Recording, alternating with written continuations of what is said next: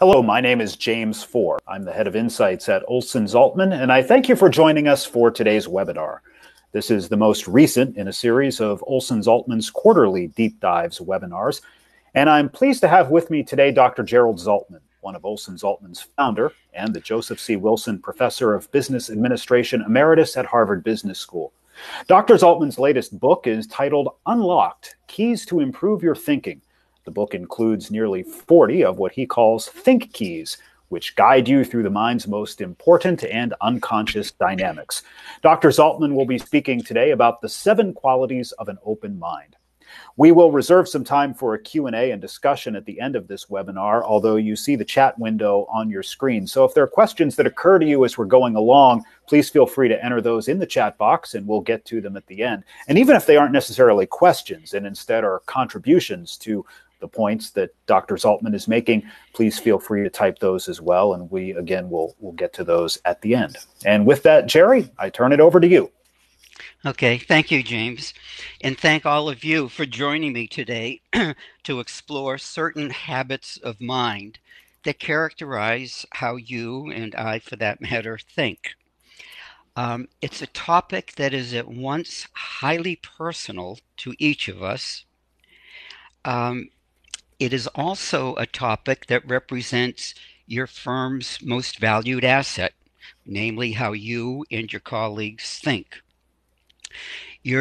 My goal for today is that you will leave the discussion, the conversation, with at least one idea, one thought that you feel merits further attention. It might be a fairly new idea. It may be one that's quite familiar and simply a quality of your thinking that merits further examination. And if, of course, there's more than one, so much the better. An open mind requires a special kind of daring. It's a special brand of daring. It dares to examine, and as necessary, it dares to change how it acquires, processes, and applies information. Engaging in this kind of metacognition is no walk in the park. It is not, I think, for the faint of heart. I believe that having an open mind today is more important than ever before. To begin with, we live in a highly disruptive period in which the half-life of knowledge and its effective use is getting shorter and shorter. This in turn requires substantial skill and agility in blending knowledge and imagination. These skills, which I'll be enumerating shortly as the qualities of an open mind, operate as a kind of multiplier force in achieving what I think is marketing's basic purpose, namely building successful relationships with stakeholders, especially customers, whose own lives are also being disrupted. In effect, their disruptions become ours as well.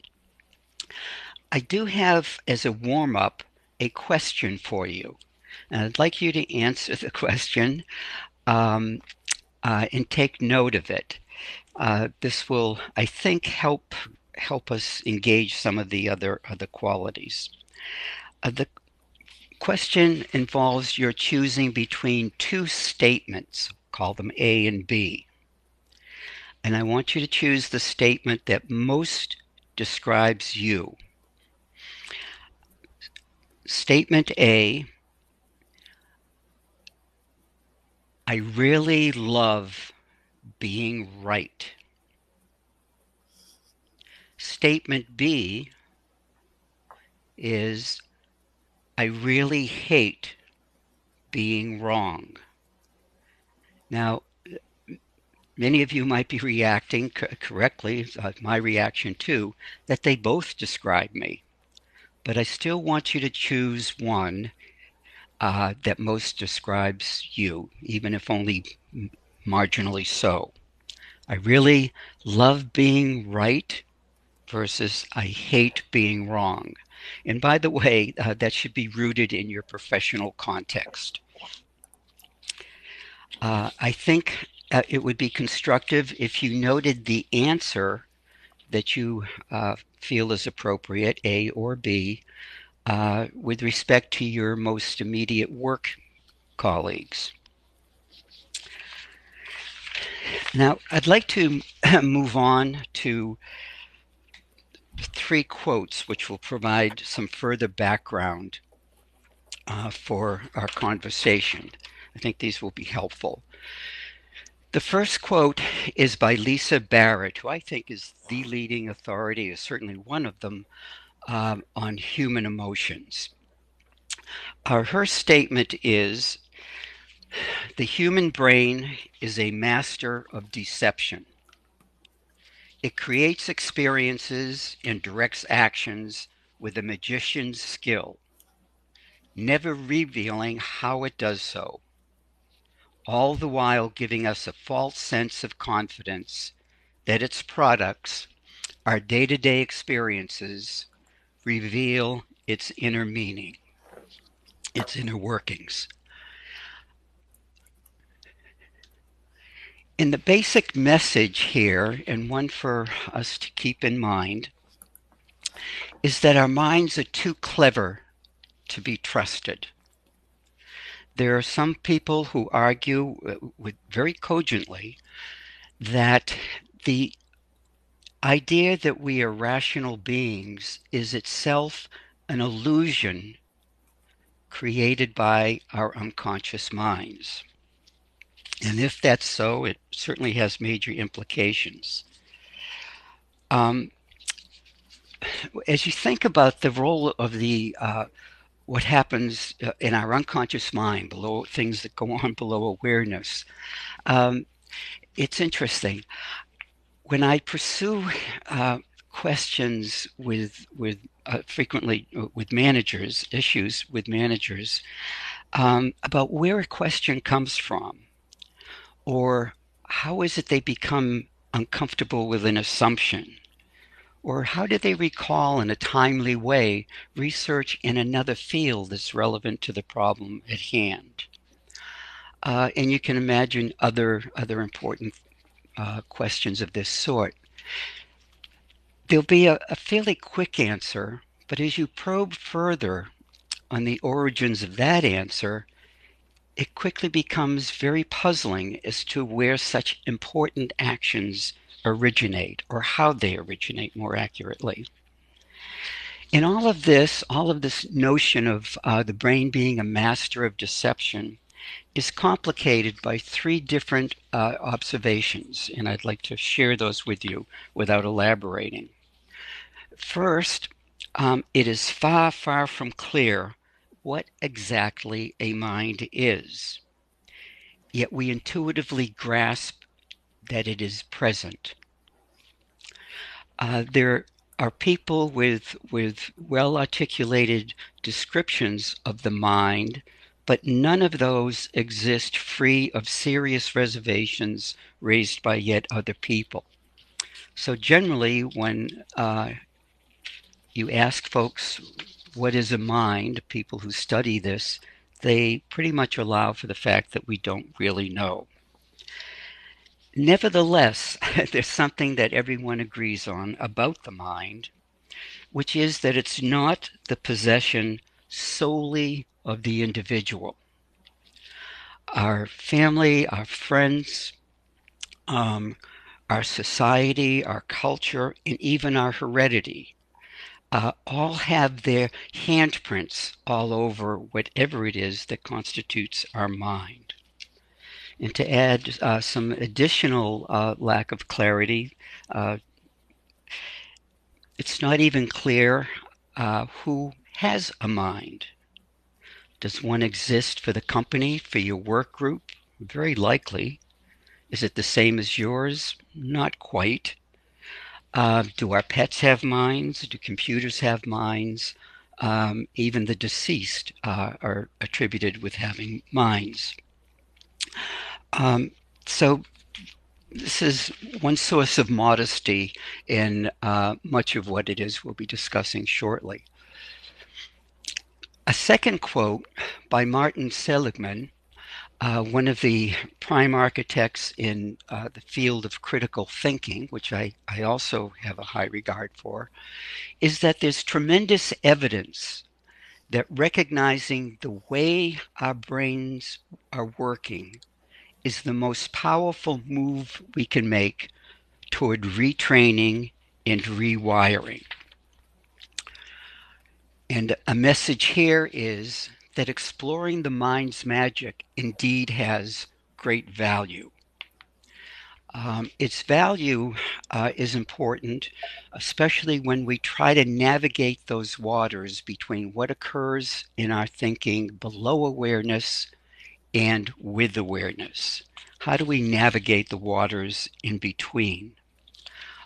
One way in which I believe we do so are through the 7 ingredients of thinking that I'll be discussing very shortly.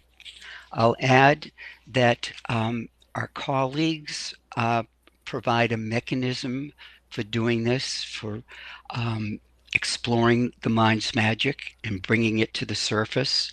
I think artificial intelligence has a role to play, and of course our own examination of those processes. And finally, I want to just raise this next important observation. This comes from Ian McGilchrist, who is one of the pioneers in the manner in which left and right brain hemispheres work together. Basic argument is they both do pretty much the same tasks, although they do it differently and coordinate their respective performances. He notes that there are 4 main pathways to the truth: science and reason, intuition and imagination. Any worldview that tries to get by without paying due respect to all 4 of these is bound to fail. That's a critical observation to make in terms of where we're going shortly. The basic message here is the kind of time-honored phrase that marketing is both science and art. It's something I suspect there is substantial agreement amongst all of us, but it's something that is not given a whole lot of thought in terms of its meaning. And I'd like to just explore that briefly. What do artists do? You can read my response to that. What do scientists do?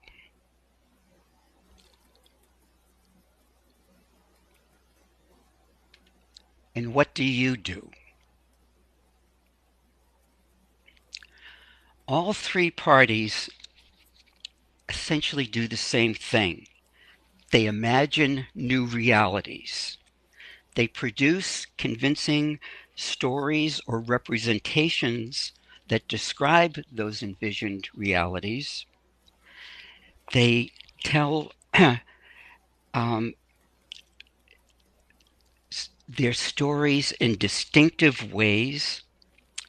They arrive at them in distinctive ways that I think of as an open mind. I should note that all 3 parties, in imagining an idea, in using their appropriate tools to come up with representations, are engaged in very strong emotions throughout the process. Now we're going to finally move on to what this is about.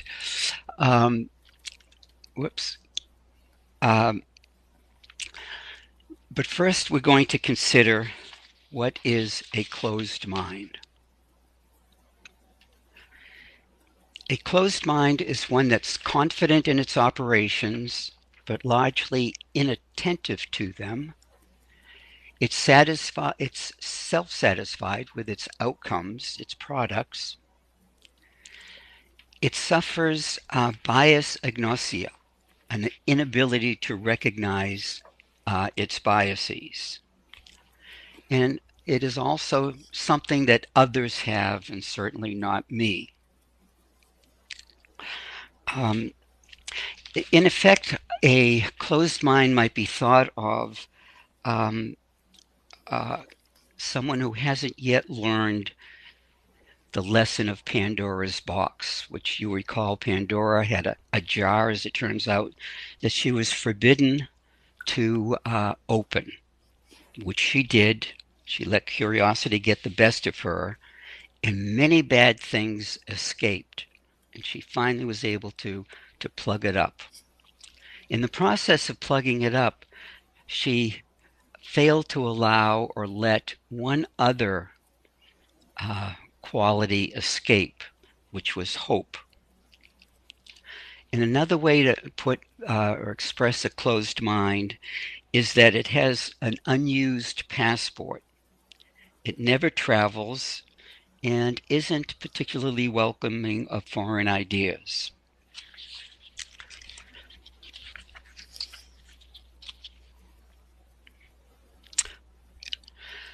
Now, you see here something we're not going to address in total. The center is what I call the aha spar. It's the ultimate destination for for our thinking. It's a space where practical but venturesome ideas develop.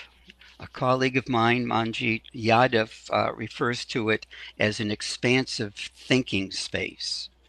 It could be the shower, it could be your office, could be staff meetings, meetings with clients, customers, other stakeholders. But it's a special place where a number of the qualities of an open mind are allowed to flourish. I will be speaking about each of these in isolation of one another. We don't have time to get at the overlaps. It's important that we not confuse their isolation with the way in which they operate, with their natural existence. One can't really operate without the other. It's a system. It is also easier said than done, much easier said than done, in fact, to urge any one of these states, which we haven't defined yet. James mentioned some opportunity for you to share not only questions but observations. I'd especially like to hear about qualities you feel are missing, that you find important. I think those would be important to be aware of. And also particular strategies or techniques you use to leverage those particular ideas. We'll start with cognitive peripheral vision. And for today's purposes, I'm going to ignore those terms that are in the outer circle. But I think it'll be helpful to have some thought starters. I'm just going to list these quickly in the interest of time. What's missing from the list? What are most central to your work? What is your skill level and that of your team with each element? And what are the organizational barriers or impediments to these? And do you have these qualities in mind when you seek your external suppliers of knowledge? Okay, let's move on to wide cognitive peripheral vision. This occurs when when ideas in other fields are used to structure and broaden ideas in your own field.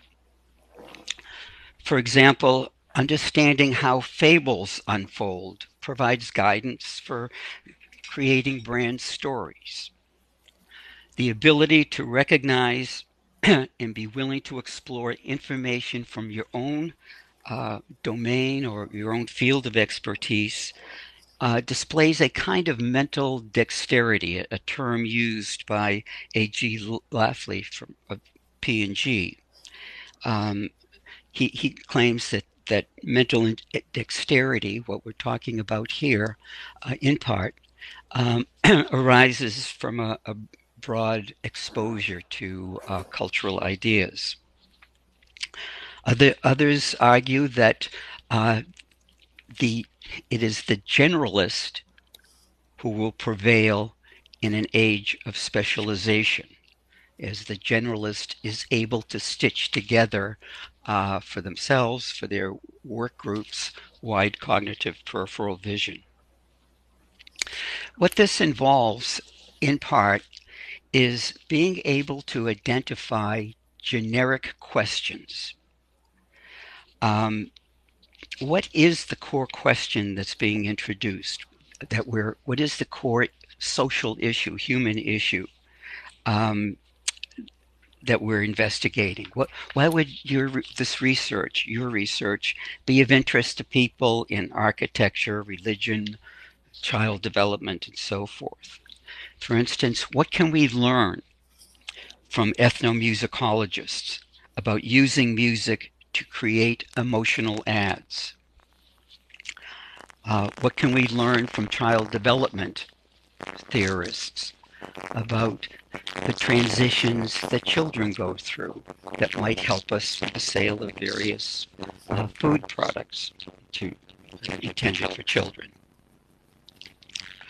And we have available experts in these fields throughout the country, basically, putting these ideas to the fore. But there are certain threats to having wide cognitive peripheral vision. Three of them listed here.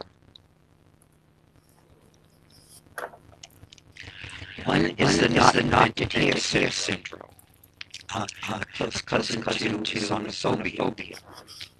If it didn't derive in our group, in our company, wasn't given to me by my manager, it can't be relevant or useful. There's a fear, often exacerbated by foreign language, that makes it hard for us to acquire knowledge that resides in other fields. Much of the relevant, many relevant, useful ideas in those fields are written in a way that almost seems to discourage people from encountering them. It also involves sticking to best practices of others without even bothering to figure out whether and why they would be relevant in your own firm. Wide cognitive peripheral vision brings us to another ingredient of an open mind, namely embracing ignorance. This involves making some judgments.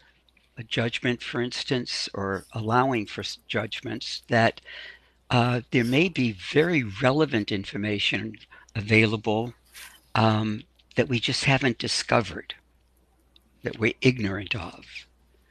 It means thinking of current knowledge as being very relevant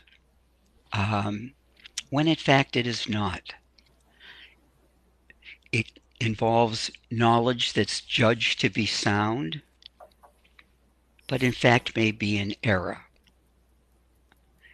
And it also involves the questioning of our truth tests. That is, how, in fact, do we judge relevance and soundness? Do we need to re-examine that? I should also point out that ignorance is absolutely necessary for us to imagine, whether it's solutions to a problem or even what a question is that we should be investigating. Ignorance, in effect, provides the empty spaces that imagination fills in. It defines those spaces. Put a little bit differently, knowing what something is also requires what it is not.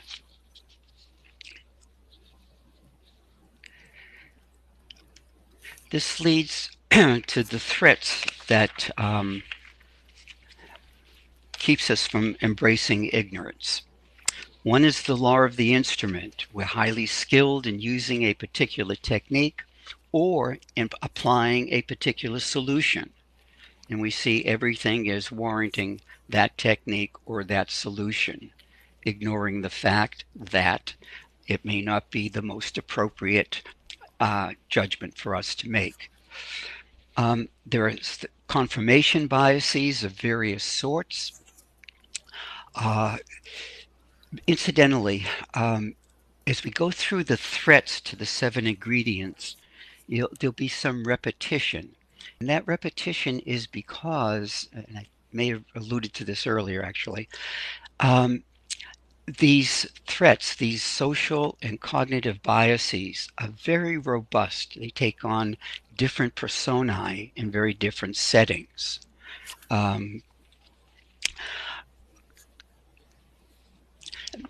Continuing with the threats to embracing ignorance, ignorance is typically the messenger people like to shoot. So no one likes to own up to being ignorant. And I might ask a question here. When was the last time you were commended on not knowing something important? Was there such an occasion recently? When did you last express approval to a colleague for acknowledging their own ignorance? Probably not as often as commending them for really great ideas that they contributed. Groupthink, of course, is a part of a fair to embrace ignorance. We get censured by others, not commended. We also ignore outliers as part of that process. Moving on, we have wisdom. There are an abundance of meanings attached to this term. It's an attitude of intellectual humility. It involves an attitude that regards existing knowledge as potentially fallible and to be consumed with a proverbial grain of salt. It's a wise thinker always has a salt shaker available. A wise thinker doesn't act in the discouraging way that our colleagues I call yeah buts do, where they're constantly dismissing everything. But they have a proper balance, or wisdom involves a proper balance between confident knowing and constructive doubting. Yet there are also quite a number of threats to wisdom. I've mentioned the law of the instrument, confirmation biases. There's also the tyranny of or, where we see things as mutually exclusive and ignore the idea that seemingly contradictory qualities can work together.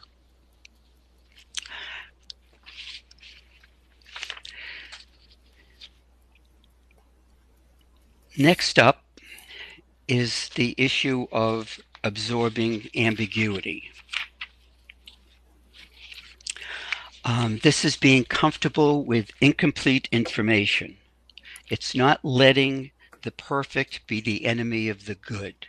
It's a willingness to make leaps of faith, allowing us to imagine what answers might be in using those answers, however ambiguous their truth status might be.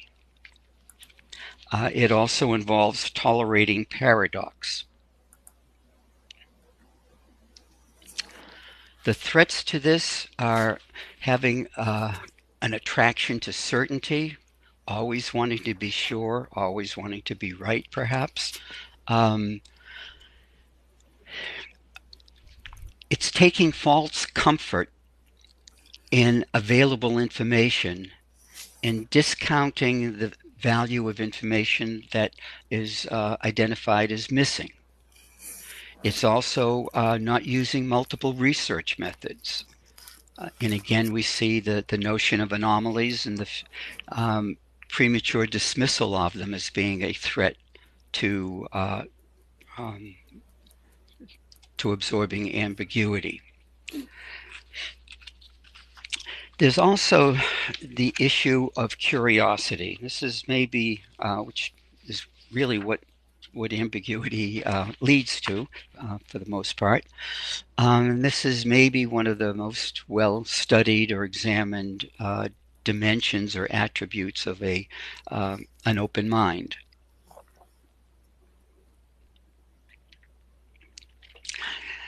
Curiosity can be defined or thought of as a drive, a basic human drive. It wants to, with the purpose of reducing ambiguity and uncertainty. It involves entertaining thought experiments and asking probing questions. It also sees opportunities in anomalies. It wants to interrogate anomalies. It doesn't see them as things to be excluded from further analyses, but rather things to be understood and is potentially holding the next breakthrough idea. It too, of course, has its threats. And indeed, there are resource constraints. There are also false complaints about resource constraints as a way of justifying one's lack of curiosity. One of the resource constraints I'll mention is kind of sort of built in. It's built into a limited attention span. Just this past month, I was reading something in a publication from the Harvard Graduate School of Education. They were referring to a study done by Microsoft, which I've not read, but it was conducted initially, the first part, in the year 2000, in which they measured people's attention spans. And they found that the average attention span was about 12 seconds. The study was repeated in, I believe, 2015. And the average attention span was about 8 seconds. And the article goes on to talk about the implications of that for learning. As an aside, they pointed out that the average attention span of a goldfish is 9 seconds. So that is a resource constraint, our basic ability to be attentive for very long, engaged, that I think is a worrisome one, especially if we think in terms of the education of future generations of managers. Another threat is the over-reliance on experts, or treating rules of thumb as laws. We avoid, too, disconfirming evidence, which is, I think, one of the major barriers to cultivating curiosity. And, of course, groupthink. This raises another issue, which is question sensing.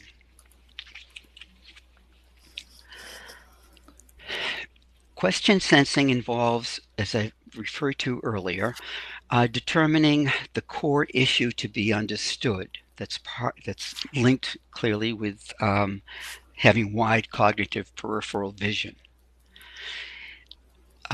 It involves identifying the relevant domains, and then where knowledge exists, and then making a determination of exactly which boundaries do we want to extend. And question sensing distinguishes between the right question versus the obvious question. And it does not let the accessibility of answers drive questions.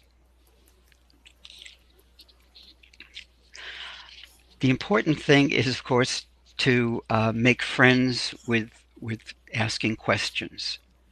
And some friends, of course, are better friends than others. So it's not enough to know that two phenomena are related, or that they're related in a causal way with a certain strength. We have to know how it is that one activates the other. What are the mechanics? What's the conversation, in effect, between those two phenomena? That, to me, is a deep question, and a question that is a really good friend. There are threats. I think the important one is favoring what over why.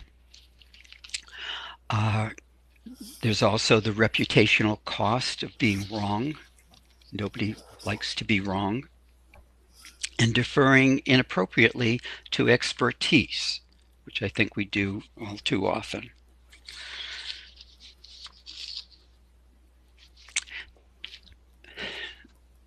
This issue of question sensing leads to error sensing. Error sensing involves surfacing and challenging assumptions, the relevance and validity of facts, as well as the sources of those facts, so-called facts, and the methods used to arrive at them. It requires us to identify blind spots for possible surprises, and checking now and then as to whether distant threats in time have somehow marched toward us more quickly than we anticipated. There's a famous article in the Philosophy of Science by Murray Davis, who talks about candidates for assumptions to be challenged. He said we're most likely to challenge not those that are so obvious that we'll dismiss as absurd, or those that that are really threatening to us. There's a middle ground, those that somehow catch our interest, that we proclaim that's interesting. And I think what's important is to identify your domain of interesting assumptions that merit some challenging. I am also aware the time is speeding by, so I'm going to move on to the threats to error sensing. One that I haven't mentioned is theism. It's not unlike theism, and it's the subscription to what they say. They might be, in accepting those sayings as fact, they might be a senior position or committee in your own organization. It could just be so-called common knowledge, obvious facts that they say, and it's easily dismissed. There's what another colleague calls the rabid fan syndrome. We become so engaged in our team, as it were, in our idea or our position, that we are really hostile to anything that challenges it, um, uh, which may be also described as willful ignorance. And there's also the issue of social rejection. Nobody likes to be in a position of always pointing out errors or possible errors. That's pretty unpopular. And there's a natural limit that gets placed on that, even when it's warranted.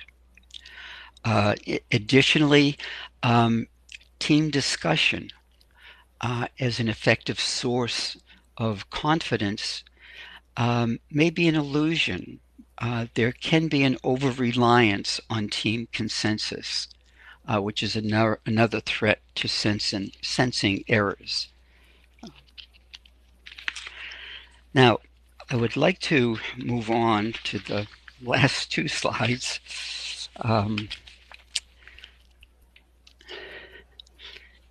And we haven't had the time that I anticipated to illustrate some solutions earlier, so I'm just going to do them in summary fashion here. What to do?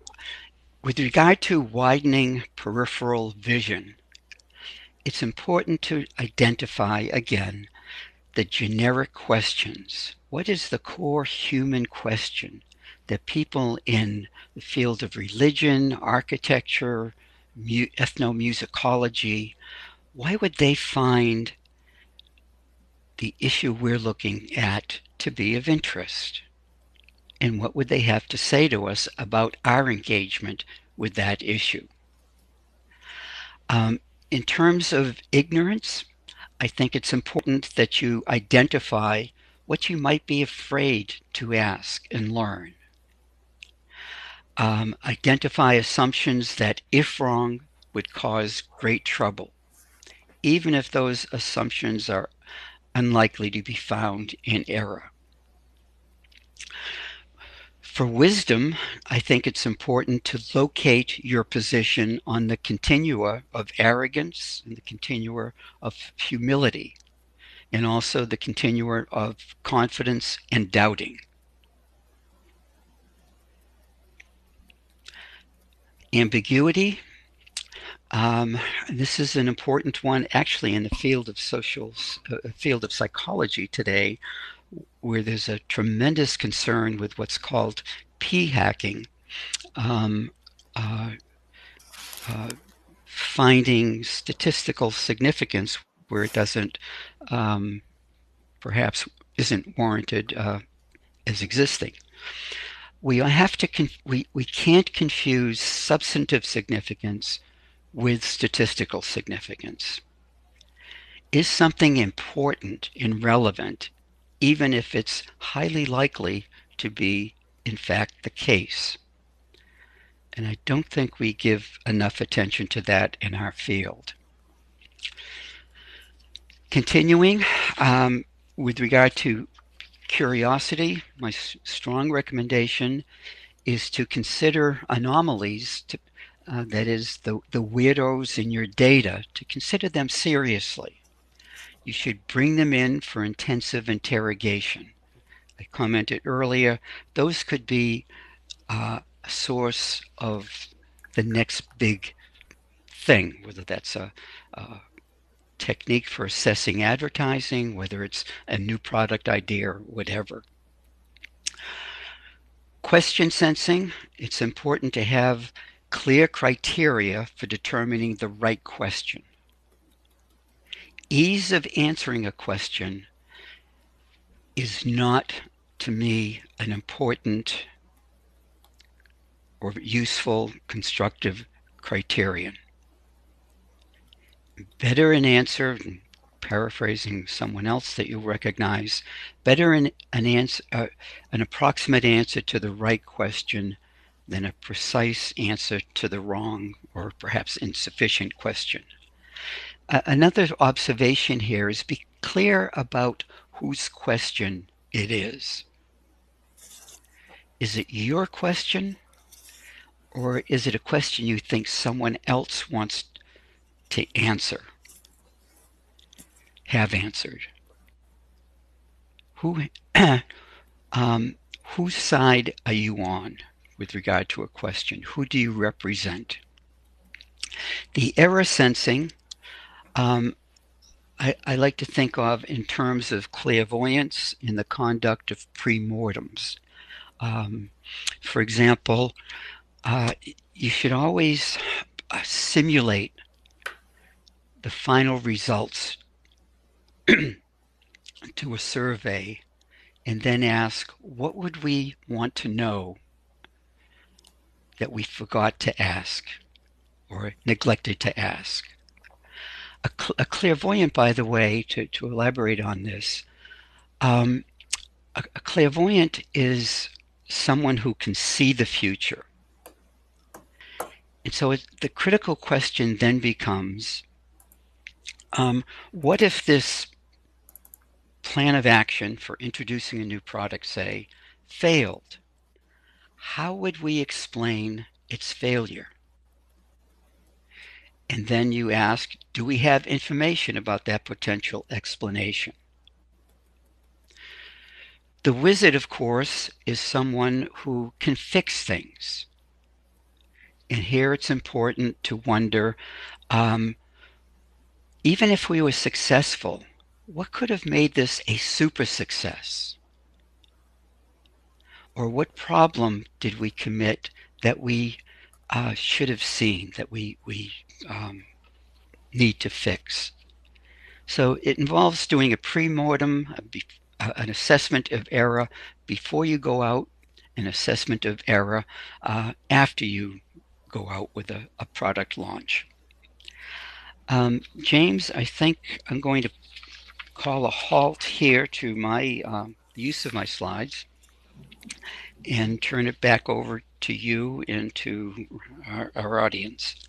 Okay, thank you very much, Jerry. That was very insightful and very informative. If those of you in the audience have questions or comments, feel free to enter those in the chat box right now. I'll relay those to Dr. Zaltman. Jerry, in the meantime, you may want to flip back to slide 8, just so we have that on the screen. That's the slide with the circle model that shows the 7 different qualities of an open mind that you have been speaking about today. In the meantime, while I'm waiting for comments from others who are attending, a couple of questions for you. At the very beginning, you asked whether we like being right or whether we hate being wrong. And a number of people entered their answers to that question in the chat box. The vast majority said they hate being wrong. Mm-hmm. What does that, so first of all, what does that mean for us as humanity that we hate being wrong? And also, what does that say in the spirit of thinking about the weirdos in the data? What does that say for the 2 or 3 people who said they prefer being right? Mm-hmm. I often pose this question when I do ZMed interviews with managers about how they approach messy or ill-structured problems or other issues. And it's a struggle. People don't like answering the question, but I would say that the most frequent answer is, I really hate being wrong. And I don't want to use that as a diagnostic for either the open-mindedness of whoever's responding or the organizational climate in which they work. But when I pursue those questions, or pursue why they said wrong, it is typically because being wrong carries greater costs than the rewards, than the size of the rewards of being right. So if it's an important issue, being right might get you a raise or a bonus, and those are not trivial motivations, or a strong pat in the back.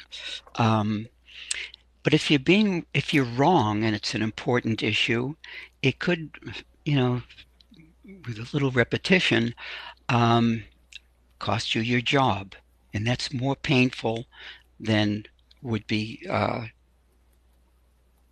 the, the more painful than the bonus would be pleasurable. Mm-hmm. I do think that in some cases, and certainly not in all cases, where people provide the answer wrong, they hate being wrong. In a number of those cases, there are organizational disincentives to having an open mind, more so than I encounter um, when people give the answer that they love being right. So I think it's uh, an untested but possible indicator of a climate that is not the most healthy climate for maintaining an open mind. So, And as I pointed out earlier, I think an open mind is actually a firm's primary asset, having an open mind amongst its key staff. And uh, that merits, I think, careful attention. there are two questions that are follow-ups to that attendees have posted. I'll take them one at a time. This first question builds off what you just said. Since the fear is so common, what strategies would you use to overcome the fear of being wrong? One of the best examples of a strategy is given to me by a colleague, Vincent Baraber, who many in the audience might know or know of. And he was so concerned with this general issue that he instituted a monthly award that was conferred in a monthly staff meeting. And I forget what he had a clever label for it, which escapes me right now. But it was an award for the biggest mistake that a staff member had made. And he managed to be declared the winner of that award with sufficient frequency um, uh, that others found it acceptable. What he also did was to view it as a kind of tuition payment for staff, and they would analyze um, what was right about the idea and why it was wrong. And so it became something that people looked forward to having discussions about and to presenting their error or their mistakes. That's to me, I think it starts, in a sense, at the leadership of whatever level we're talking about, and and again, stressing the fact that you've got to be wrong in order to be right. Um, it's actually impossible to to to to be otherwise. Yeah, it's an interesting idea. Probably not an award you want to win every month, but nevertheless, an interesting Right. idea. Another related question. How does an organization make error sensing a strength or a discipline? What might be the first step? Well, what is error sensing? Error sensing is basically learning. Um, uh, I don't think young children know the difference between errors and successes. Otherwise, if we did, we probably would never learn to walk. Um, uh, so I think you could talk about the learning organization. Um, I think errors are, and I don't mean to be cute with semantics, but they are really opportunities. And I think whenever someone commits an error, they should be, encouraged, if not required, to describe what the learning opportunity was and then to share that. I have a colleague who is very successful in financial world. In his first year of performance was not dismal, but kind of below par. Mm-hmm. And what he did was submit to his boss an explanation, a learning that he encountered for each of his several mistakes. His boss proceeded to publish those within the larger group, number one, and also gave him the bonus he would have had were he one of the very, very top performers, which he became the very next year and is had great success in that career. That's a great story. Another question. Are there any additional insights on how to most effectively implement some of these ideas in addressing real world problems? And knowing the person who's asking the question, I assume by real world problems, we're talking about big problems like things related to sustainability, for example.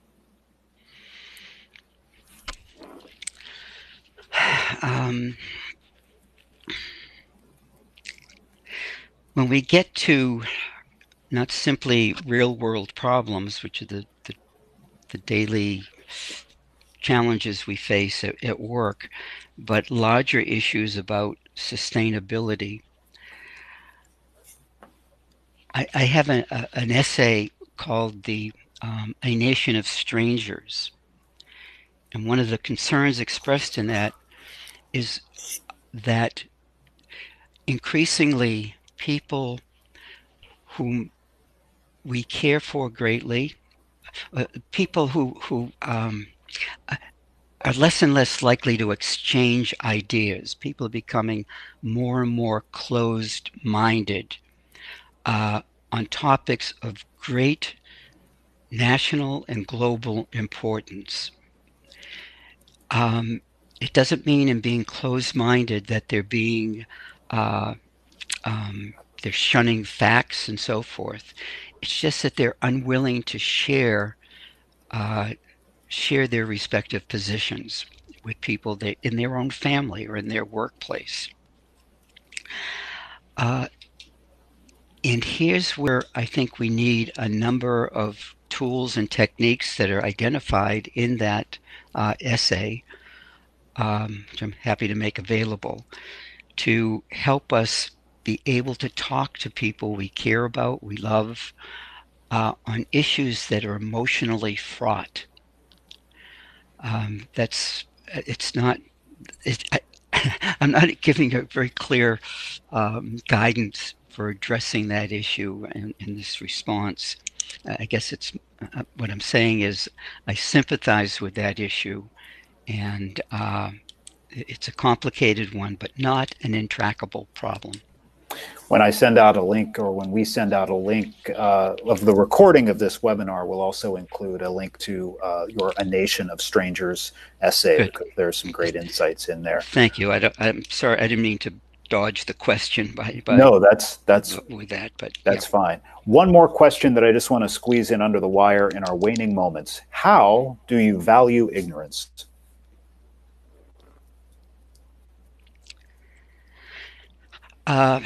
This is not meant as a rhetorical question, but it raises the issue of how do you value knowledge? They're the flip side of the same coin. And I think we value the same a coin, whichever side is up, in the same way. So how do we value knowledge, which we're more accustomed to, but also how do we value ignorance? One way to value ignorance is to explore it, follow some of the suggestions that I alluded to, and identify the costs that you avoided incurring by having identified a gap in your knowledge you didn't know previously existed, or identifying knowledge that in fact was not warranted.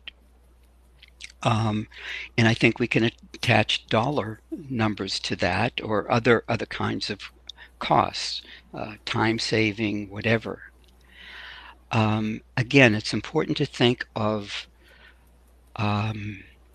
knowledge and ignorance as two sides of the same coin, And we just have to be clear that we're looking at the high value coins, and not all coins are equal, obviously.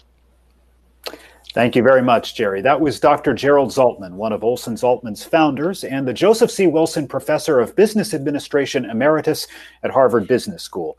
If you tuned in late, or if you have a question that occurs to you later and you want to ask it, Jerry will be presenting a modified version of this talk as part of the Marketing Science Institute Lunch Lecture Series. That will be on Tuesday, February 18th at 1 p.m. Eastern Time. You can visit msi.org/webinars for details and a link to register. Our next quarterly Olson Zaltman Deep Dives webinar will be coming up in May. If you registered for the webinar today, we will email you information about that next one sometime later this spring. Thank you all for your interest and for your participation today.